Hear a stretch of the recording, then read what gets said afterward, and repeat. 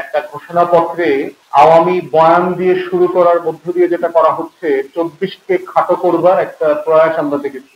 আমাদের শত শত বছরের যে লড়াই, আজাদীর আন্দোলন, এই জিনিসগুলো যেখানে অন্তর্ভুক্ত করা যেত সেগুলো এখানে করা হয়নি।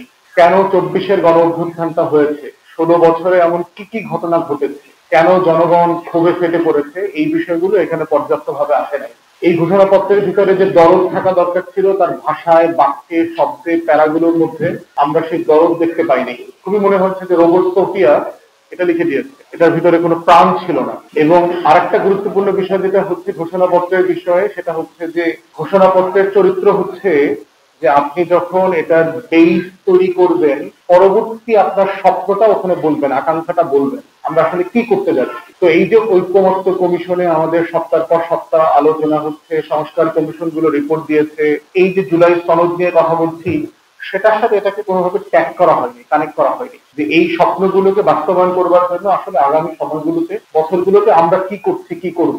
তো সেই জায়গাতে ঘোষণাপত্রটা যথেষ্ট মানে দায়সারা গোছের মনে হয়েছে একটা দুইটা পার্টিকুলার দলকে খুশি করবার একটা আকাঙ্ক্ষা এখানে ছিল, তাদের ডমিনেন্ট ন্যারেটিভকে সেখানে অন্তর্ভুক্ত করা, এবং আওয়ামী যে ঐতিহাসিক ইতিহাসের ভ্রষ্টাচার যেটা ছিল, ইতিহাসকে দিল্লির চোখ দিয়ে দেখার এবং 71কে ব্যাখ্যা করবার যে প্রয়াস, যেটা নিয়ে আমরা বারবার মুক্তিযুদ্ধ ব্যবসার কথা বলেছি, সেই ব্যবসা থেকে এই ঘোষণাপত্র ত্রুটিমুক্ত হতে পারে নাই।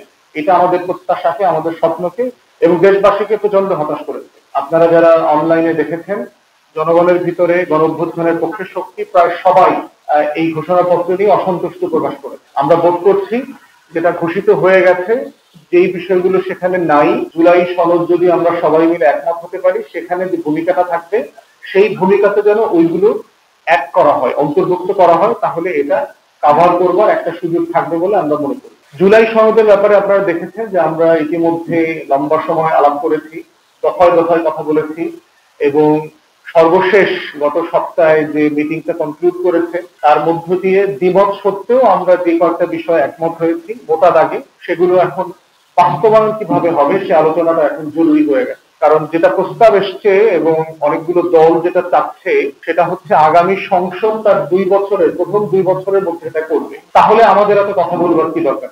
আমরা সবাই মিলে কেন এই ম্যান্ডেটটাকে এক্সারসাইজ করলাম?